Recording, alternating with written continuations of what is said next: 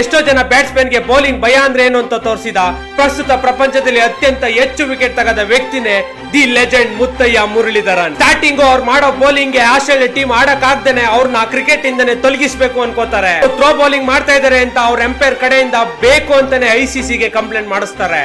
ICC ಮಾಡಿದ ಪ್ರತಿ ಒಂದು ಟೆಸ್ಟ್ ಅಲ್ಲಿ ಮುರಳಿ ಸಕ್ಸಸ್ ಆಗ್ತಾರೆ. ಆದ್ರೂ ಕೂಡ Australia board Murali leg break ಆಗ್ತಾಗೆಲ್ಲ ನೋ ಬಾಲ್ ಕೊಡು ಅಂತ ಅವರ ಎಂಪೈರ್ ಗೆ ಹೇಳಿರ್ತಾರೆ. ಇದೇ ಕಾರಣದಿಂದ ಇಂಗ್ಲೆಂಡ್ ಜೊತೆ ಆಡಿದ ಒನ್ ಡೇ ಮ್ಯಾಚ್ ಅಲ್ಲಿ Australian umpire Murali leg break ಆಗ್ತಾಗೆಲ್ಲ ಬೇಕು ಅಂತಾನೆ ನೋ ಬಾಲ್ ಕೊಡ್ತಾ ಇರ್ತಾನೆ.